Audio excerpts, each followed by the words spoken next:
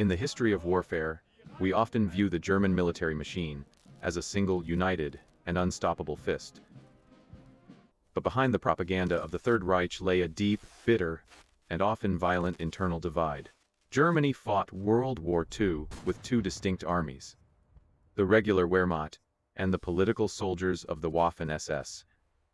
They were supposed to be brothers in arms, fighting for the same goal, but they often despised each other. The Wehrmacht was the old guard, rooted in Prussian tradition, professional military ethics, and centuries of history. The Waffen-SS was the new guard, a fanatical, political army that answered only to the Nazi Party and Heinrich Himmler. To the professional generals, the SS were nothing more than asphalt soldiers, pretty for parades, but dangerous in a real war. This is the untold story of why the German regular army hated fighting alongside their own fanatical comrades. The friction began almost immediately during the 1939 invasion of Poland, where the SS first saw major combat. Army commanders were shocked by the tactical incompetence of the early SS units, who lacked proper training. They relied on pure aggression and fanaticism rather than tactical maneuvers, leading to horrific and pointless losses. General Fedor von Bock wrote that the SS units under his command were simply wasting German blood for no gain. In the French campaign of 1940, the gap widened as SS units began to gain a reputation for unnecessary brutality. Professional army officers feared that this lawlessness would destroy the discipline and honor of the entire military. But as the war moved to the Eastern Front, the rivalry turned into a desperate struggle for survival and supplies. By 1942, the SS, and they were getting the lion's share of Germany's best equipment, while Wehrmacht infantry divisions were still using horses to pull their artillery. The SS divisions were fully motorized. This created a caste system within the military. The army felt like the forgotten children of the Reich. The Leibstandarte and Des Reich divisions became Hitler's pampered favorites, receiving the newest tanks first. An army tank commander would often have to fight in an old Panzer III, while the SS unit next to him had a brand new Tiger.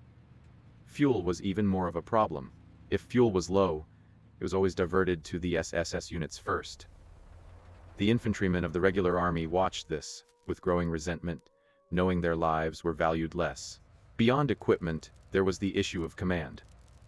The SS often refused to follow army orders they didn't like. Because they were a party organization, SS commanders felt they were only accountable to Himmler and Hitler. Army generals found it impossible to coordinate massive battles when their SS units would suddenly act on their own. At the Battle of Kursk, the friction between Army and SS leadership led to delays and tactical errors on the southern flank. The Army saw the SS reckless gamblers who would risk an entire front for a chance at personal glory. And then there was the propaganda. Joseph Goebbels used the SS as the face of the German soldier. Every victory was credited to the SS, while the Army's long, grueling defensive battles were ignored. Regular soldiers called them rubber lions, because they only seemed to appear when the cameras were rolling. The Army did the heavy lifting, holding the line in freezing temperatures, while the SS got the medals and the glory. This divide became a source of constant brawls in rear area bars and rest centers between the two branches. An Army soldier might be executed for retreating, while an SS officer could get away with almost anything. The SS also created their own legal system, making them untouchable by regular military law. As the war dragged on, the brutality of the SS began to have direct consequences for the regular soldiers. Massacres of civilians and prisoners of war committed by SS units turned the local populations into fierce partisans.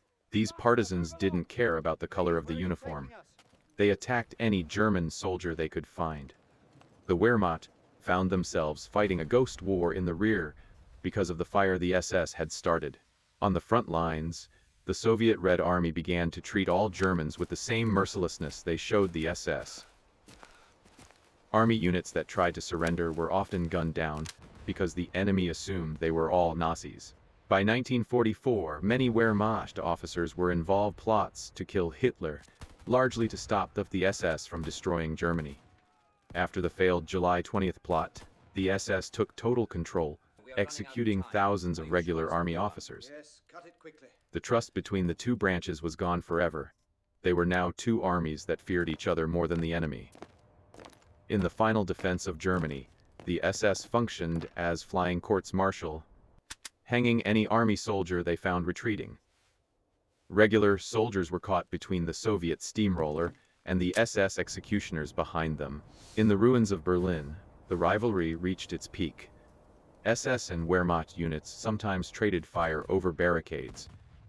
While the city burned, the fanatical SS fought for every basement, while the army tried to negotiate surrenders to save lives.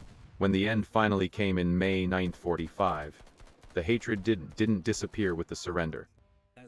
In Allied prisoner of war camps, the Wehrmacht and SS had to be kept in separate enclosures to prevent mass riots. The regular soldiers blamed the SS for the total destruction of their homeland. They saw the SS as the ones who turned a military conflict into a criminal enterprise that ruined the German name. For decades after the war, veterans of the Wehrmacht would go to great lengths to distance themselves from the SS, maintained the clean Wehrmacht myth, claiming they were just soldiers, while the SS were the monsters. While history has shown that the Wehrmacht was far from clean, the internal hatred was very real. It was a war within a war, a struggle between professional duty and ideological insanity. The rivalry weakened the German war effort, wasting resources, and lives on internal politics and ego. It proves that even the most powerful military machine can be destroyed from within by its own contradictions. The story of the Wehrmacht and the SS is a dark reminder of what happens when ideology consumes an army. Two armies, one nation, and a legacy of hatred that lasted long after the guns fell silent.